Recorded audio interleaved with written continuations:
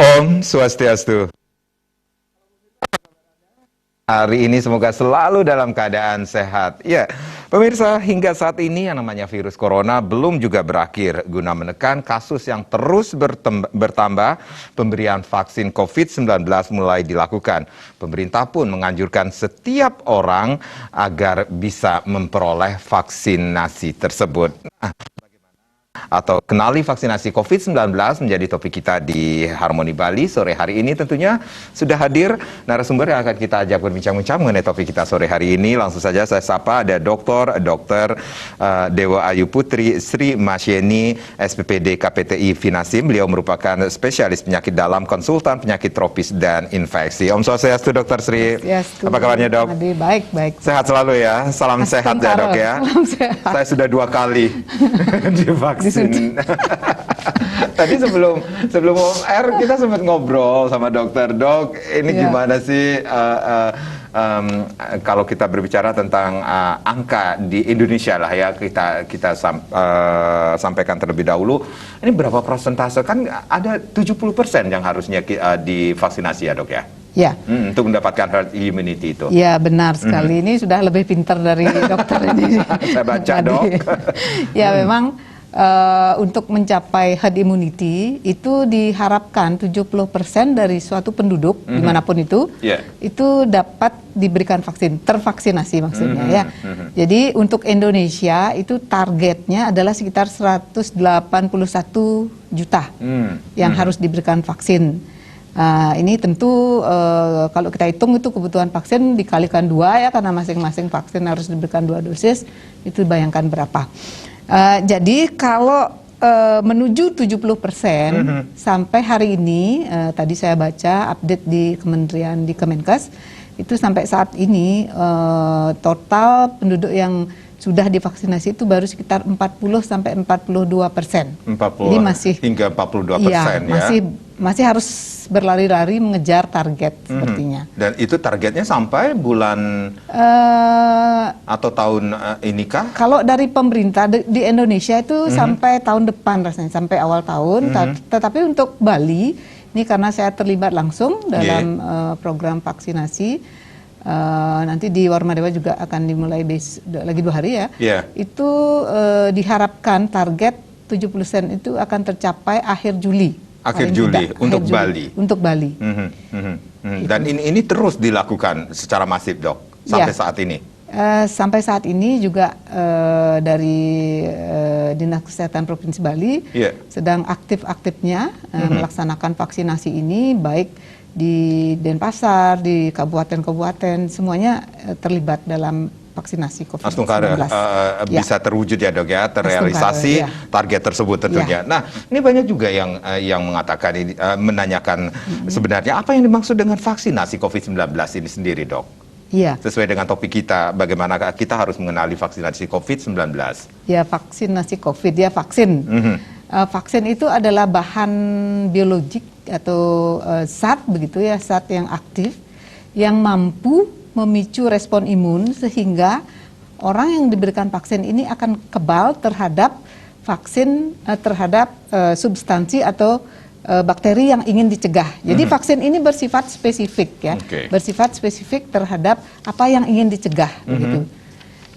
Untuk COVID-19 ini ada beberapa jenis vaksin ya, tergantung dari kandungannya. Nah, itu ada yang namanya vaksin yang dimatikan, yang kita sebut dengan inactivated vaksin ya.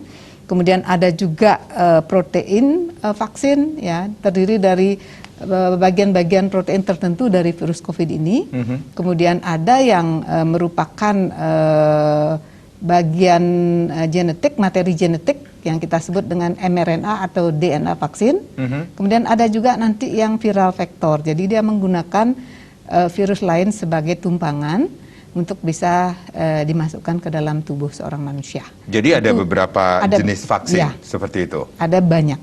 Ada banyak. Dan tetapi untuk Bali, untuk Indonesia sendiri itu menggunakan? Ya, saat ini, sampai saat ini, yang pertama kita tahu yang Sinovac itu ya, itu merupakan vaksin yang inactivated. Jadi mengandung virus COVID-19 yang sudah dimatikan, sudah dibunuh, artinya dia sudah lemah begitu ya, dan sudah mati ya. Tetapi dia masih tetap memiliki potensi untuk merangsang sistem kekebalan tubuh kita untuk membentuk antibodi kepada COVID-19 ini atau virusnya yang kita sebut dengan SARS-CoV-2 gitu. Nah, kemudian belakangan itu sudah masuk juga virus AstraZeneca.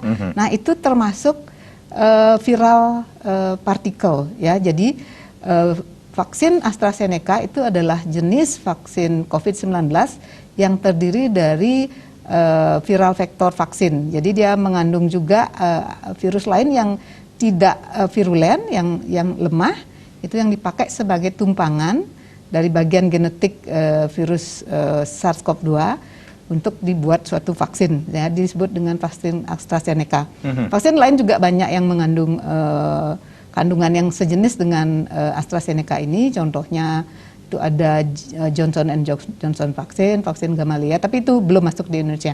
Yang sampai saat ini baru masuk adalah Sinovac dan AstraZeneca. Mungkin ke depan akan masuk lagi jenis-jenis vaksin yang lain, karena ada beberapa yang membutuhkan suatu media transport yang cukup rumit. Ada yang membutuhkan kulkas dengan suhu yang sangat rendah, -20 untuk Moderna yang mRNA vaksin itu ya.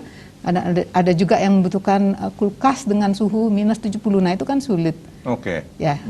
Baik, Dokter Sri, kita rehat sejenak, nanti kita akan lanjutkan lagi bagaimana kita harus mengenali vaksinasi COVID-19 ini sendiri. Dan pemirsa, di sesi berikutnya silakan Anda pun bisa berpartisipasi nanti di 036189484400 dan juga di 036189484401. Anda bisa bertanya lebih banyak lagi tentang topik kita pada sore hari ini, kenali vaksinasi COVID-19 bersama Dr. Sri Masyeni. Kami akan kembali saat lagi.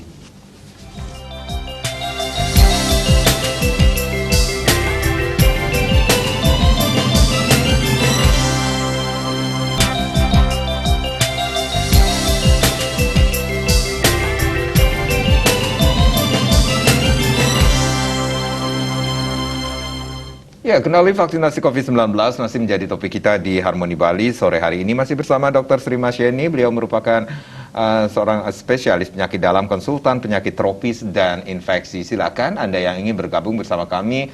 Lain sudah kami buka di 036189484400 dan juga di 036189484401. Kalau tadi dokter mengatakan bahwa ada beberapa jenis vaksin yang dipergunakan yang kita baru mengetahui, yang saya ketahui sih di Indonesia khususnya dan mungkin di Bali juga ada Sinovac dan AstraZeneca ini sendiri. Dok, yang jadi pertanyaan, apakah vaksin COVID-19 ini efektif untuk menghadapi mutasi virus COVID-19, Dok?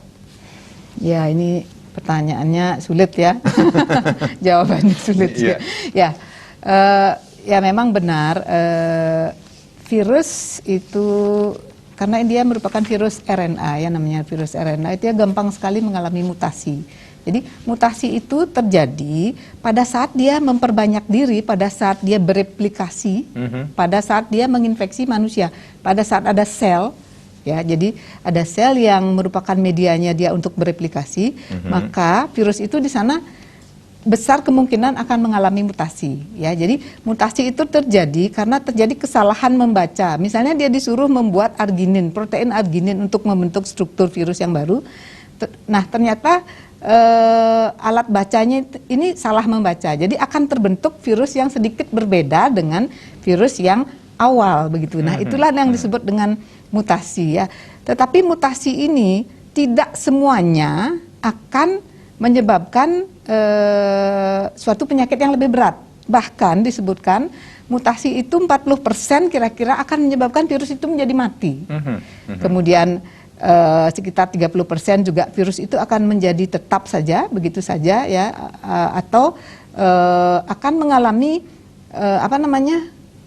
kemunduran dalam menginfeksi seperti itu misalnya.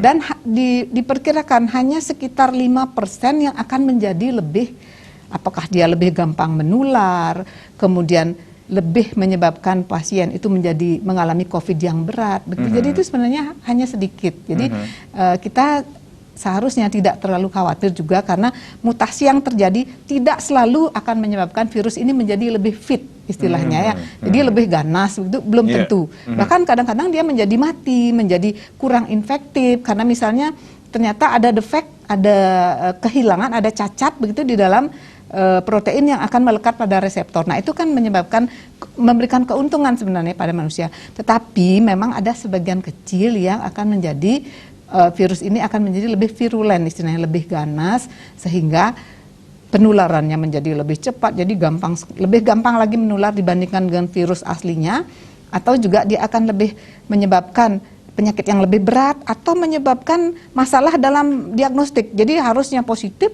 ternyata dengan alat yang ada dia terdeteksi negatif, bisa seperti itu.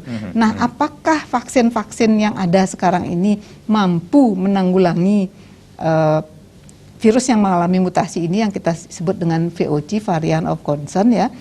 Nah, itu dari hasil penelitian ini beberapa vaksin itu memang mengklaim terjadi sedikit penurunan tetapi masih tetap efektif begitu ya. Efikasinya hanya menurun sedikit, tetapi masih tetap mampu bisa mencegah virus COVID yang mengalami mutasi ini.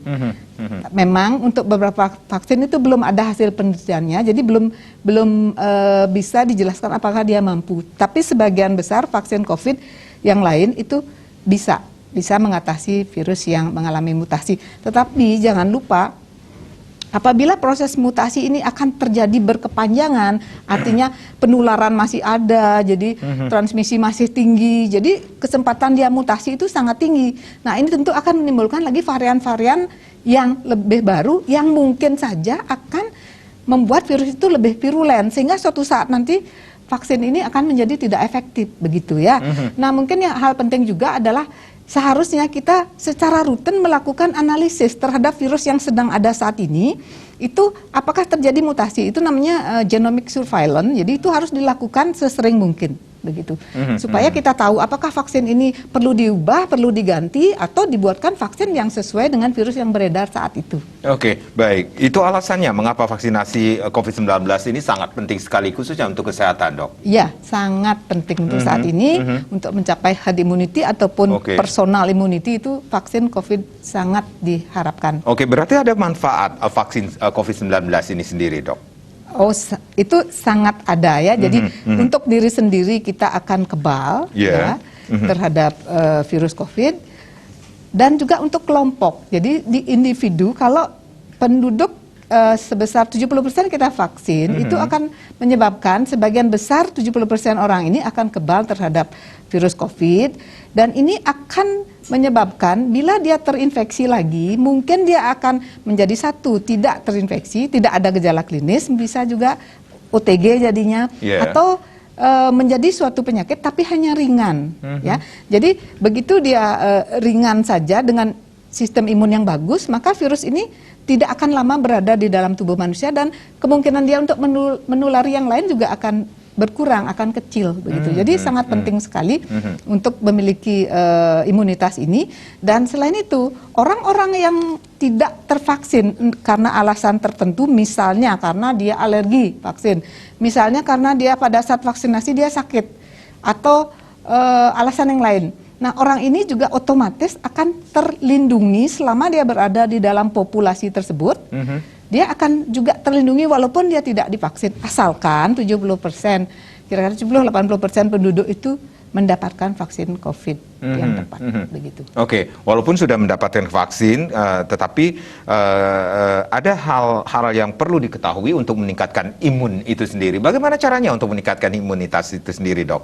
Apa yang harus dilakukan? Ya, memang untuk meningkatkan sistem imun itu banyak faktor ya yang harus dilaksanakan ya. Yang umum saja barangkali ya, mungkin dengan istirahat yang cukup, mengkonsumsi makanan-makanan sehat yang banyak mengandung vitamin C, vitamin D begitu ya, dan berolahraga yang cukup juga, dan jangan lupa, terutama ini adalah mencegah lagi ya, 3M, 5M, apapun itu, apakah 7M nanti, itu yang masih tetap harus dulu dilaksanakan, walaupun sudah divaksin, itu dapat mencegah kita untuk terkena virus COVID. Kenapa? Karena sebelum antibodi terbentuk, sebelum kekebalan imunitas itu sebelum terbentuk, maka kita masih ada risiko itu sebenarnya terinfeksi COVID-19 begitu. Kekebalan imunitas itu terbentuk setelah berapa hari Ya. setelah mendapatkan vaksin itu sendiri, Kalau Dok? secara teoritis ini rata-rata mungkin mulai 4 minggu lah, katakanlah 4 minggu dari vaksin pertama, ya itu kekebalan itu sebenarnya sudah mulai terbentuk, ya. Nah kemudian kekebalan ini akan makin lama akan semakin tinggi kadarnya di dalam darah, ya mencapai puncaknya kira-kira 1-2 bulan, kemudian 3 bulan. Nah setelah itu baru nanti akan menurun, berkurang dan menghilang begitu. Itu yang menyebabkan kita mendapatkan, atau itu yang akhirnya setiap orang harus mendapatkan 2 kali vaksinasi, Dok. Vaksin untuk satu seri vaksin Oke. itu semua orang mendapatkan 2 dosis, ya. Dosis pertama, kalau Sinovac dulu dosis pertama, kemudian dilanjutkan dengan dosis kedua untuk meningkatkan sistem imun lagi, karena kalau 1 kali dosis saja dia akan cepat sekali menurun, hilang begitu. Nah untuk mencegah ini diberikan dosis yang kedua, yang jaraknya itu secara teoritis itu bisa diberikan antara 2-4 minggu kemudian.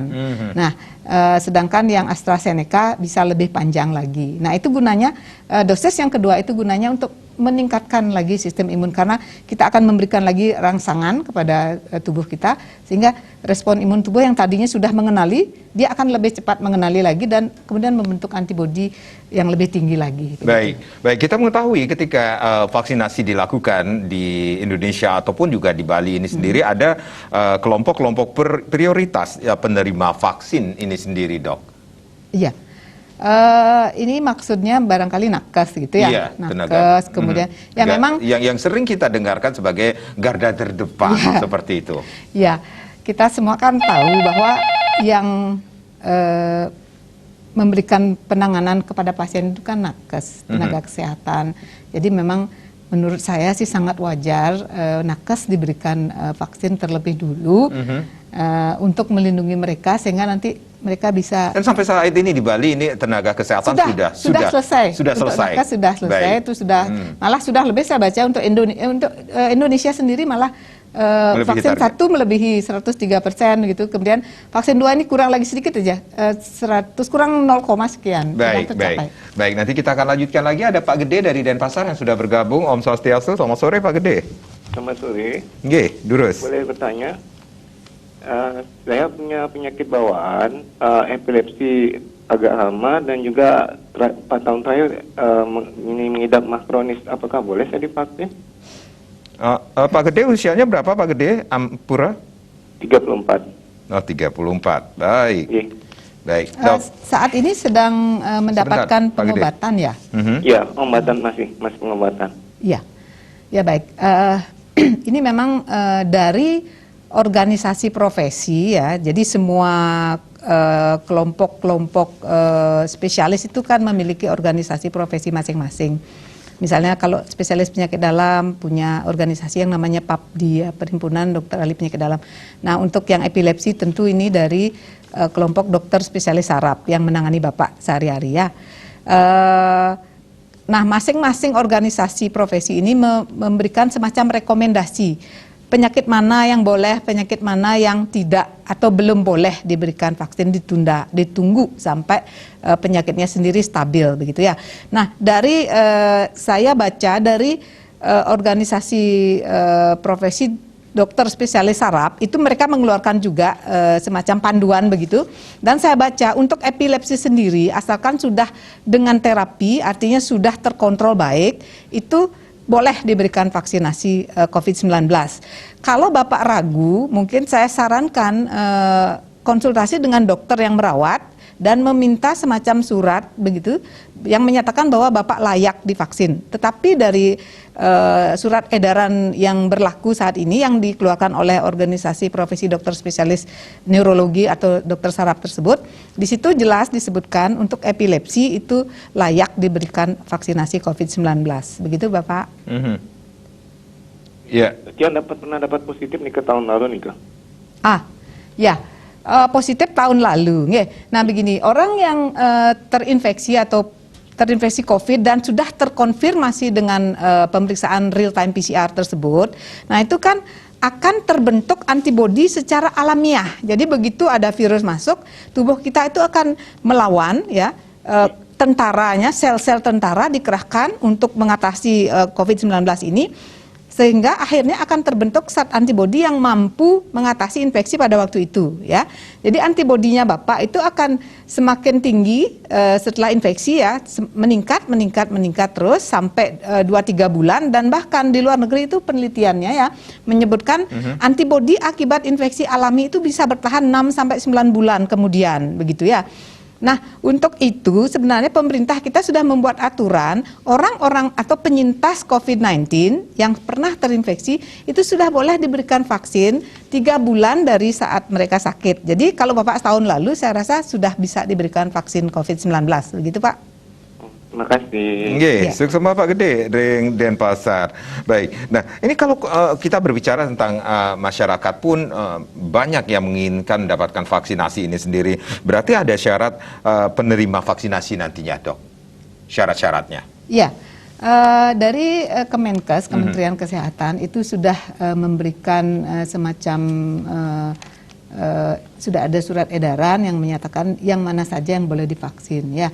Tetapi secara umum asalkan ini beberapa persyaratannya, asalkan dalam keadaan sehat, tidak dalam keadaan atau kondisi sedang sakit apapun ya, termasuk batuk, pilek, demam apalagi. Nah, itu yang belum bisa ditunda, begitu ditunda sampai sembuh dulu baru diberikan vaksin. Nah, kemudian orang-orang yang belum boleh itu adalah orang hamil, ibu hamil, atau orang yang akan program hamil.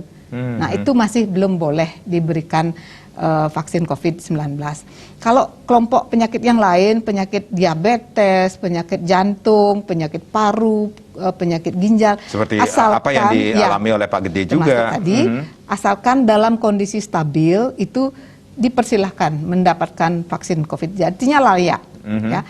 Kalau para pasien ini ragu-ragu, lebih baik meminta surat keterangan layak vaksin COVID kepada dokter yang merawat gitu. Jadi supaya lebih aman begitu. Usia mempengaruhi kah, Dok? Kalau usia sampai saat ini dari yang kemarin saya baca ya, ini masih untuk usia 18 ke atas. Mungkin yang untuk anak-anak itu sedang dalam penelitiannya, sehingga Baik. nanti kalau hasil penelitian sudah keluar, sudah dipublikasi, dan vaksin-vaksin yang diuji pada kelompok tersebut sudah mendapatkan persetujuan untuk digunakan walaupun dalam keadaan darurat ya pada masa pandemi ini, baik oleh WHO, oleh FDA, oleh EMA di Eropa, ataupun nanti Badan POM masing-masing negara itu sudah disetujui untuk digunakan. Saya rasa ini akan bergeser ke kelompok yang sudah diujikan. Kalau sampai saat ini 18 tahun ke atas, gitu. Jadi sampai maksimal usianya. Adakah maksimal usia yang mendapatkan vaksinasi? Tidak. Karena kita mendengar, kita sudah melakukan juga kelompok prioritas lansia seperti itu. Usila ya. Ya, untuk kelompok usila itu juga sudah ada semacam guideline gitu, semacam pedoman. Yeah. Kalau mereka tidak menunjukkan adanya suatu kerapuhan ya, itu ada istilahnya frail ya, kita nilai kalau itu dia tidak dalam kondisi rapuh itu boleh diberikan umur berapapun ya. Begitu juga lihat penyakit komorbidnya ada tidak, kalau ada apakah sudah terkontrol baik, kalau sudah terkontrol baik layak diberikan vaksin begitu. Baik. Jadi baik. usila pun masuk asal tidak frail, asal tidak rapuh begitu. Baik, Dokter Sri, kita rehat kembali, nanti kita akan lanjutkan lagi dengan topik kita kenali vaksinasi COVID-19. Pemirsa, di sesi berikutnya silakan Anda yang ingin bergabung bersama kami, ingin bertanya lebih banyak lagi tentang topik kita pada sore hari ini, silakan. Kami akan membuka line di sesi berikutnya di 0361 894 8400 dan juga di 0361 894 8401, tapi tentunya setelah yang berikut ini.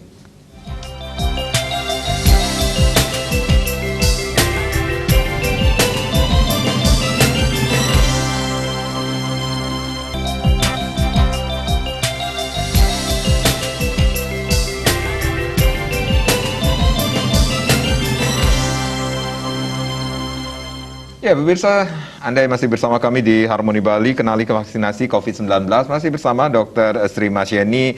Beliau merupakan spesialis penyakit dalam, konsultan penyakit tropis dan infeksi. Silakan Anda yang ingin bergabung bersama kami, lain kembali kami buka di 0361 894 8400 dan juga di 0361 894 8401. Dr. Sri, kalau kita berbicara tentang vaksinasi yang sudah dilakukan begitu gencarnya oleh pemerintah Provinsi Bali juga, dan Setungkara ini bisa mencapai target sesuai dengan harapan ini sendiri. Tetapi bagaimana? Banyak juga pertanyaan bagaimana dengan keamanan dan efektivitas vaksinasi tersebut, dok, yang sudah dilakukan ini. Ya, jadi vaksin-vaksin ini sebenarnya sudah melalui tahapan atau proses yang sangat panjang untuk bisa sampai ke tangan kita, ya.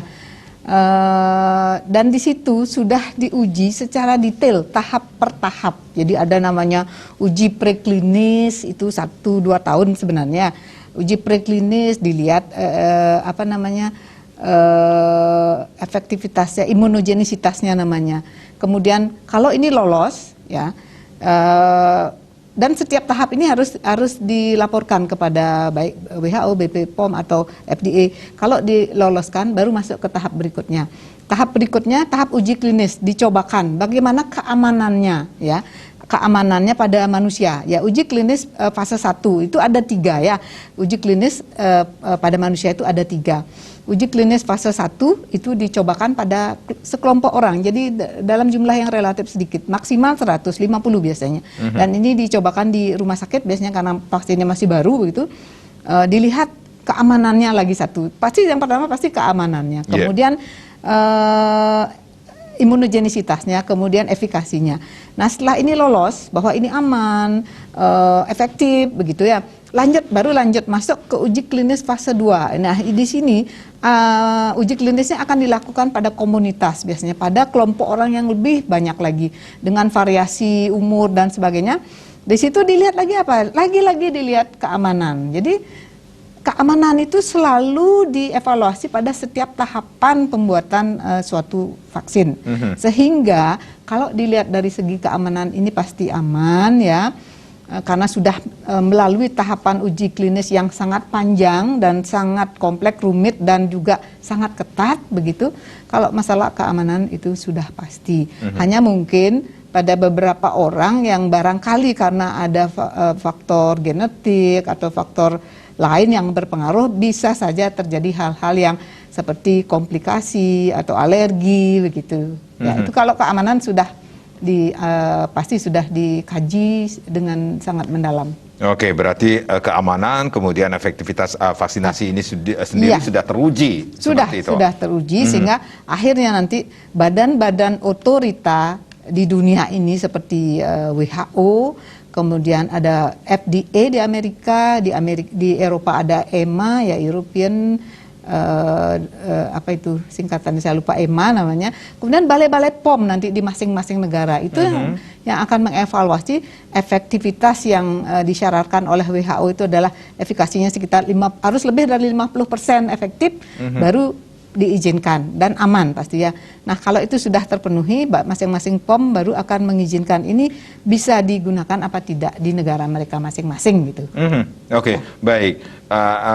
Ini flashback kembali ketika saya mendapatkan vaksinasi yang pertama, dan juga teman-teman juga banyak sekali yang sudah akhirnya mendapatkan kedua kalinya ini sendiri.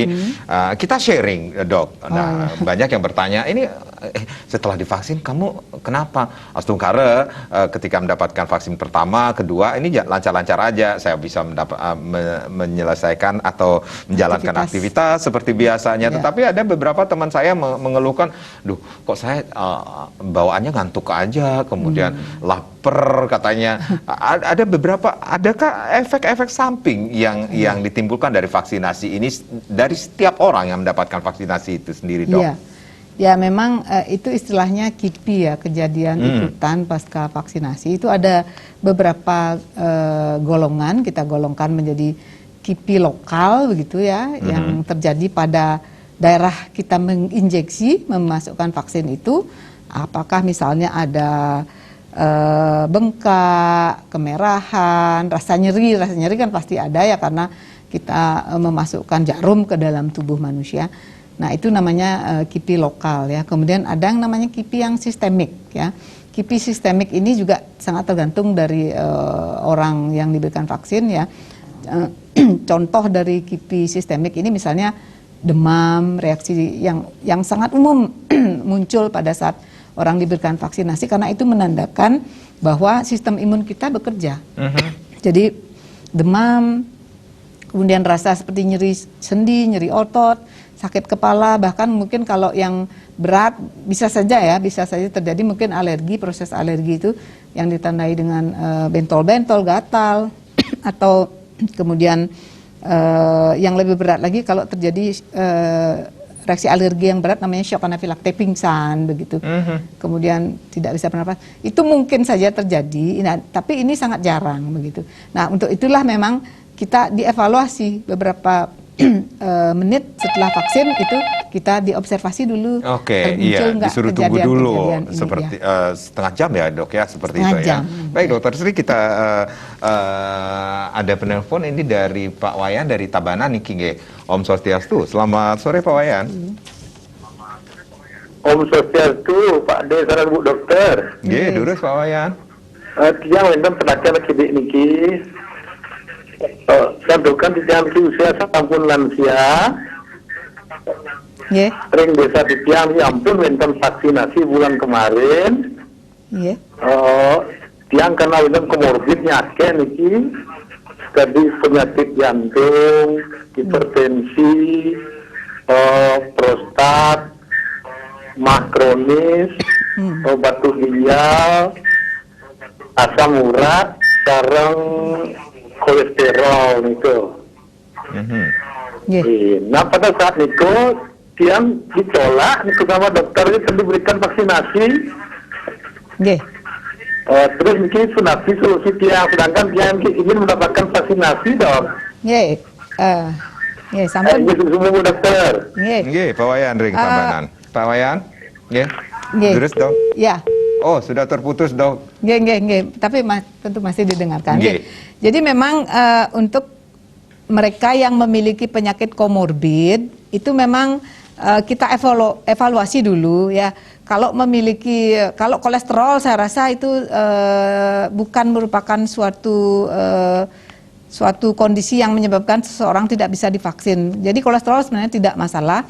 Kemudian hipertensi. Nah, ini memang hipertensi itu dari Kemenkes itu sudah mensyaratkan bahwa orang yang akan divaksin itu tensinya harus di bawah 180/110 dan ini harus diperiksa pada saat mau vaksin. Jadi sesaat sebelum vaksin. Ya, mungkin dulu kalau pada saat Bapak akan divaksin tekanan darah Pak melebihi 180/110 itu memang tidak diizinkan. Biasanya kita minta istirahat dulu 15 menit begitu, kemudian baru akan diulang lagi tensinya. Kalau sudah mencapai target baru diberikan vaksin. Nah, mengenai penyakit komorbid yang lain, Pak, sepanjang itu terkontrol, Bapak sudah minum obat, kemudian tidak ada keluhan pada saat mau divaksin, itu saat ini sudah tidak ada masalah lagi. Pasien DM, gula darahnya walaupun lebih sedikit, tidak perlu takut, diberikan vaksin saja sekarang. Karena apa? Karena kelompok-kelompok orang seperti inilah yang nanti akan berisiko mengalami COVID berat kalau dia terinfeksi karena tidak diberikan vaksin begitu. Jadi lebih bagus diberikan vaksin ya. Coba saja Bapak datang lagi ke sentra-sentra vaksin, kemudian kalau bisa Bapak mungkin membawa surat dari dokter yang merawat, ya dokter jantungnya, dokter parunya, minta surat bahwa saya layak divaksin, sehingga nanti sejawat yang ada di sentra vaksinasi pasti akan memberikan secara langsung. Tetapi dengan syarat juga tensi harus tetap di bawah 180/110 sebelum vaksin. Demikian ya Bapak. Nggih, Pak Wayan di Tabanan. Kita masih di Tabanan di Pupuan ya atau Pak Ketut Pagah niki, Om Swastiastu, selamat sore. Selamat sore Om Swastiastu dok. Iya, durus Pak Ketut. Niki tiang mau tanya ya dok ya. Niki waktu niki tiang boleh vaksin, ampun 2 minggu mungkin. tapi niki setelah tiang divaksin, wonten gejala demam, sakit kepala, Nggih. lemas, nah makin tiang sesak dok. Nggih. Niki ampun 2 minggu tiang divaksin, vaksinnya pakai vaksin Astra. Nah, AstraZeneca. niki dok, apakah mungkin niki memang dampak dari vaksin? Napi niki dok, yang mohon solusinya dok. Terima kasih. Sebentar Pak Ketut, mungkin dokter ada yang ingin ditanyakan sama Pak Ketut? Ya, saat ini ada demam begitu Pak? Demam? Kalau mungkin dok, kalau sekarang ya dok, cuman tiang sesak. Oh, sesak nggih. Umurnya Berat tadi sekali napas tiang gitu dok. umurnya tadi berapa Pak? 46 dok. 46. Nah, sesak napasnya niki mohon maaf kalau saya dengar saat ini Bapak bisa berbicara dengan lancar, ini sepertinya tidak sesak. Apakah saat ini rasanya sesak nggih? Kebetulan kumatnya kambuhnya tadi pagi dok. Yang kemarin sore jam 6, yang 2 hari juga jam 6 dok gitu. Oke. Apakah punya Berat penyakit? sekali rasanya dada dok. Oke. Apakah punya penyakit komorbid sebelumnya Pak? Sebelum divaksin niki atau dulu sampai saat ini ada penyakit komorbid kan? Untuk sesak enggak dok, cuman sebelumnya kalau saya itu tensi memang tensi yang tinggi gitu. Oke. Mhm. Nggih. Jadi Kalau alergi obat ada sih dok. oke. Ya, kalau masalah alergi obat itu sebenarnya tidak merupakan larangan atau halangan untuk mendapatkan vaksin. Nggih. Nah, begini, memang untuk vaksinasi yang terakhir niki untuk AstraZeneca, memang ada KIPI yang muncul seperti demam, sakit kepala, kemudian nyeri otot, nyeri sendi dan gejala-gejala KIPI yang lain. Nah, ini kalau Bapak merasakan sesak napas saat ini, mungkin saran saya adalah Bapak datang ke dokter ya, jadi memeriksakan diri ke dokter, ke rumah sakit silahkan untuk memastikan apakah saat ini tidak sedang terinfeksi COVID ya, karena kan mungkin saja walaupun orang sudah divaksin sangat mungkin masih terinfeksi COVID karena antibodinya belum muncul, apalagi misalnya ada orang yang terinfeksi COVID di sekitar Bapak dan kemudian terinfeksi dan karena kita tidak menggunakan masker dengan baik begitu nggih. Jadi kalau menurut saya, saran saya, kalau memang sampai saat ini masih merasakan gejala seperti itu, sesak napas apalagi, mungkin sebaiknya datang ke rumah sakit untuk bisa dipastikan apakah ini infeksi COVID yang harus dipastikan dengan pemeriksaan apakah rapid antigen test atau PCR begitu nggih. Kalau itu sudah negatif, nah kemudian ditentukan gejala yang terjadi saat ini apakah memang sedang sesak, yaitu karena kalau tidak diperiksa kita tidak bisa memastikan. Kalau diperiksa akan ketahuan apakah memang terjadi sesak napas, nanti ada tandanya dari hasil pemeriksaan paru-paru itu akan terdengar apakah ada namanya wheezing, ronki dan sebagainya supaya bisa diberikan penanganan yang tepat. Begitu nggih Pak? Pak Ketut? Oh iya dok, kemarin sudah sih dapat periksa ke dokter gitu, dicek dari tensi panas normal, juga dicek dari apa kalau nggak salah CO2. Nggih. Itu oksigen. normal dok 99 gitu. Oh, nggih. Iya. Nah, jadinya yang mau tanya sama dokter, Iya. apa perlu yang bawa ke ahli dalam gitu dok? Itu aja dok, terima kasih. Nggih. Begini nggih. Karena kemarin sudah diperiksa oleh dokter nggih, dan sudah dipastikan dari hasil pemeriksaan paru-parunya itu tidak ada terdengar namanya ronki ataupun wheezing, artinya dibilang normal. Barangkali ya kembali ke kondisi sekarang. Kalau memang masih nanti merasakan masih ada perasaan seperti ini, sesak napas, saya rasa sebaiknya diperiksakan sekali lagi untuk mendapatkan second opinion namanya. Begitu Pak? Nggih, nika yang harus dilakukan Pak Ketut Pakeh, pupuan nika nggih. Sama Pak Ketut. Nah, ini dokter mengatakan seseorang yang harus mendapatkan vaksinasi ketika diukur tensi tubuhnya itu harus di bawah 180. Ini yang normal dan yang boleh mendapatkan vaksinasi ini sendiri tensinya berapa sih dok? Ya itu dari aturan dari Kemenkes. Iya. Tekanan darah harus di bawah 180/110 baru bisa diberikan vaksin. Oke. Kalau lebih dari itu, kita coba dulu istirahatkan karena barangkali karena tadi tergesa-gesa Itu berjalan berpengaruh, gitu. Kak? Bisa. Apa yang menyebabkan seseorang akhirnya tensinya semakin tinggi ketika akan divaksin, Dok? Itu pada saat dia mungkin cemas, tegang, stres Kecemasan, karena mau stres, divaksin ya. Kemudian memang tekanan darahnya tinggi ya, Oke. artinya tidak berobat. Baik. Nah, kemudian karena tergesa-gesa datang ke tempat vaksinasi itu juga bisa tetap ke stres, jadi tegang karena Oke, ketegangan. berarti ada hal-hal yang harus dilakukan ketika seseorang akan mendapatkan jadwal vaksinasi ini sendiri, iya, Dok. untuk bisa lolos dari itu iya, semuanya. iya. Ya, Ada tipsnya seperti itu, Dok. ya kalau tips dari saya ya usahakan sebelum vaksin itu ya istirahat yang cukup tentu ya. Baik. Malam hari nggak boleh begadang gitu istirahat ya. yang cukup, jangan begadang. Kemudian usahakan juga tidak sakit karena sakit ini akan merupakan satu halangan, tidak boleh nanti dapat vaksin ya. Jadi jaga kesehatan, Baik. makanan dan minuman yang sehat tentu saja ya. Istirahat yang cukup, nah itu barangkali Ini supaya makanan dan minuman yang sehat itu seperti apa yang harus karena saya Makanan mendengar sehat.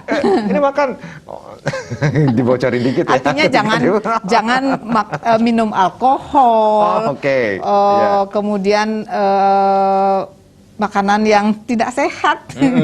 Ya, artinya makanan yang mungkin akan memicu suatu kondisi ataupun suatu penyakit itu menjadi kambuh. Jadi begitu. searching dulu ya, Ya. untuk menurunkan tensi makanan yang Tergantung kalau tadinya punya penyakit komorbid, nah itu lagi obatnya harus diminum supaya semua oke. penyakit komorbid itu terkontrol baik sehingga pada saat vaksinasi lolos. Jadi bisa. Baik, itu tips dari Dr. Sri tentunya ya untuk Anda yang akan mendapatkan vaksinasi nanti ya.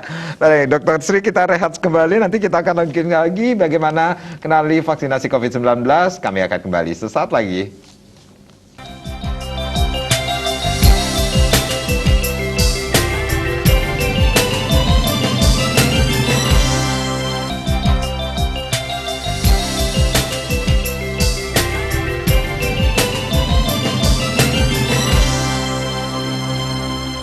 Ya, masih bersama Dr. Sri Masyeni, spesialis penyakit dalam, konsultan penyakit tropis dan infeksi. Bagaimana kita harus mengenali vaksinasi COVID-19. Silakan, masih ada waktu.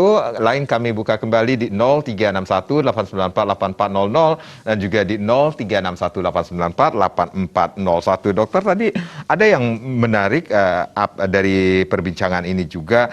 Dokter mengatakan ketika seseorang yang sudah mendapatkan vaksin tetapi masih bisa dinyatakan positif. Kenapa bisa terjadi hal seperti itu, Dok? Iya. Ya begini. Jadi begitu orang diberikan vaksin, maka antibodi itu tidak serta-merta muncul saat itu juga. Yeah. Nah, itu butuh waktu, ya. Seperti tadi saya sebutkan, mungkin 2 minggu mungkin baru mulai start. 2 minggu, kemudian 1 bulan baru dia tambah naik itu antibodinya ya. Yeah. Jadi kalau di luar masa itu, jadi sebelum antibodi terbentuk, kemudian kita sudah tidak menggunakan masker, kemudian ada orang yang terinfeksi bertemu dengan kita, nah disitulah kita dipastikan itu bisa kena. Jadi walaupun sudah divaksin, bisa tetap kena karena antibodi belum terbentuk, kita sudah melepas masker dan sebagainya. Oh, iya, iya. Apa itu dulu? Oke, Pak? kita terima dulu ada Pak Nyoman dari Denpasar yang sudah bergabung. Om Swastiastu, selamat sore Pak Nyoman. Nggih, durus. Selamat sore Pak. Yang mau tanya sama Bu Dokter. Nggih, silakan. Tadi kan ada vaksin di Banjar tanggal 12 Bu Dokter. Nggih. Ya, yang kan dari 5 bulan gini punya keluhan masih ada cedera otot Bu Dokter. Nggih. Nah, apakah bisa divaksin Bu Dokter? Sama keluhan lagi satu, saya alergi sulfa Bu Dokter. Oke. Nggih. Ada lagi Pak? Ya. Itu aja Bu Dokter. Nggih. Oke. Sama umur saya 48, istri saya ada keluhan mas sedikit Bu. Nggih. Cedera ototnya nika kecelakaan nggih, karena kecelakaan ataupun api? Dan yang main bola. Oh, nggih. Bu Dok, Nggih. main bola Bu Dokter nih. Nah, Nggih. Nggih, matur suksma Pak Nyoman dari pertanyaannya. Denpasar, Nggih. nggih. Iya. Baik. Dokter, silakan. Ya, begini ya. Jadi ada beberapa hal yang memang tidak boleh diberikan vaksin, begitu. Ini ada kondisi tertentu yang tidak boleh diberikan vaksin. Salah satunya itu adalah alergi terhadap vaksin. Jadi bila Bapak punya riwayat dulu pernah mendapatkan vaksin, misalnya vaksin tipoid, vaksin tipus, atau vaksin hepatitis B, kemudian Bapak waktu itu alergi, ya, dan dipastikan oleh dokter bahwa itu alergi, begitu ya, alergi karena vaksin, maka memang saat ini tidak diizinkan dulu memberikan vaksin. Tetapi kalau alergi yang lain, apakah alergi obat, alergi makanan, alergi suhu, alergi dingin maksud saya, itu bukan merupakan halangan untuk mendapatkan vaksin COVID-19. Jadi kalau Bapak alergi sulfa, tapi nanti diinformasikan saja pada saat screening bahwa saya punya alergi sulfa supaya nanti diawasi lebih ketat begitu. Jadi tetap boleh. Nah, kalau mengenai cedera otot saya rasa tidak ada masalah, itu layak diberikan vaksin. Kemudian sakit emah juga itu layak. Jadi penyakit-penyakit yang lain pun, hipertensi, asalkan tensinya nanti seperti yang sudah tadi saya sebutkan di bawah 180/110 pada saat mau vaksin, itu boleh. Kemudian penyakit kencing manis pun, kadar gula darah agak tinggi juga tetap diizinkan. Itu tujuannya apa? Karena nanti kalau kelompok ini akan terkena COVID, dia akan cenderung mengalami COVID yang berat, begitu. Jadi memang sangat layak. Bahkan kelompok orang-orang tersebutlah yang sebenarnya harus diutamakan diberikan vaksin, begitu. Mah tidak masalah. Baik. Boleh, Dan layak. artinya juga diperhatikan ketika akan dilakukan vaksin tanggal 12 nggih Pak Nyoman nggih, sareng istri. Ada hal-hal yang harus dilakukan ya, istirahat yang cukup seperti itu jangan ya dok. Tegang, santai supaya tidak naik tekanan darahnya. Oh gitu, jadi jangan tegang Pak Nyoman, jadi istirahat yang cukup, makan makanan yang sehat itu yang harus dilakukan ya dok ya.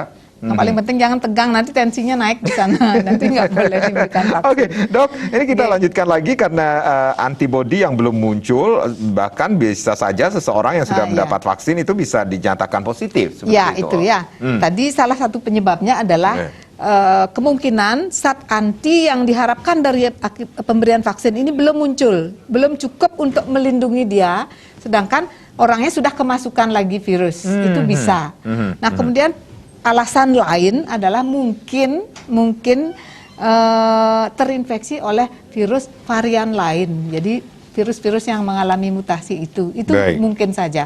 Nah, ini tentu akan dibuktikan nanti dengan tes yang namanya whole genome sequencing untuk menentukan apakah virus yang menginfeksi ini adalah virus yang memang berbeda dengan virus yang menjadi bahan untuk pembuatan vaksin. Jadi variannya berbeda, begitu. Bisa itu. Dan mungkin itu juga yang harus diwaspadai oleh Bapak Ketut ya, Bapak Wayan di Tabanan sendiri yang setelah divaksinasi 2 minggu yang lalu terasa sesak seperti itu. Ya. Bisa kemungkinan. Ya, tapi kita harapkan tidak terjadi hal-hal seperti itu. Benar. Ya dok ya. Baik dokter, ini kita mengetahui seperti dokter mengatakan bahwa ada beberapa jenis vaksin yang sudah dilakukan vaksinasi, diantaranya Sinovac, kemudian AstraZeneca. Nah, kita banyak juga muncul kabar tentang keengganan divaksinasi karena pilih-pilih merek vaksin. Saat ini banyak muncul karena beredarnya informasi yang salah atau hoax seputar vaksinasi COVID-19 ini sendiri dok. Iya, memang itu benar ya, ada beberapa hal yang tidak benar beredar di masyarakat. Jadi begini Bapak dan Ibu sekalian, pemerintah kita itu sudah memilihkan kita vaksin yang tentu vaksin ini tentu sudah mengalami melalui proses pengujian ya, sebelum dibuat itu sudah melalui berbagai tahapan yang sangat rumit, dan di sana semua hasil uji klinis itu sudah menunjukkan hasil bahwa vaksin-vaksin ini memang layak sehingga diberikan persetujuan oleh WHO, oleh juga Balai POM di masing-masing daerah, di masing-masing negara untuk diberikan sebagai vaksin COVID.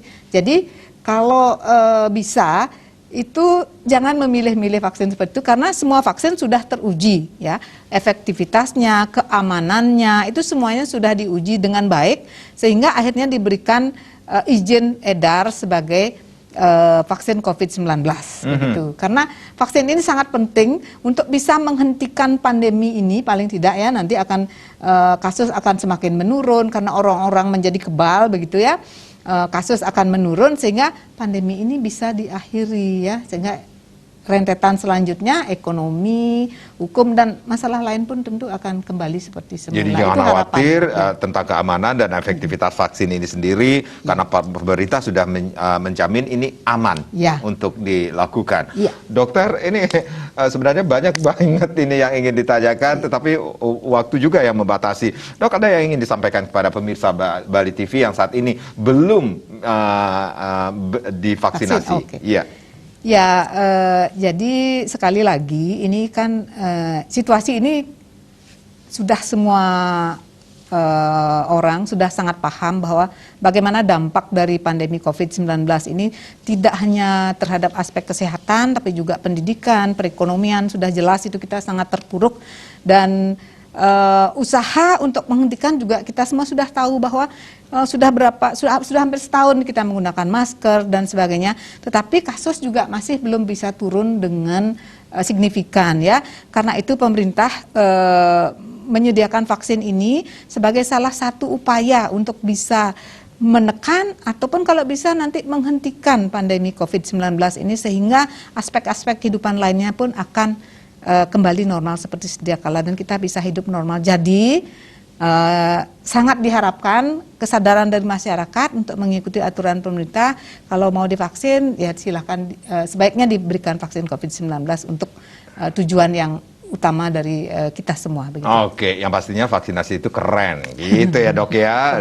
Dan yang ada PR juga ini meski sudah melakukan vaksinasi COVID-19, masyarakat diharapkan tetap, menerapkan protokol kesehatan dengan disiplin. Oke, itu yang harus kita lakukan ya. Jangan abai terhadap penerapan prokes. Dokter Sri, terima kasih sudah sharing sama Disko dan Karang. Terima kasih, sampai jumpa. Om Santi Santi Santi Om.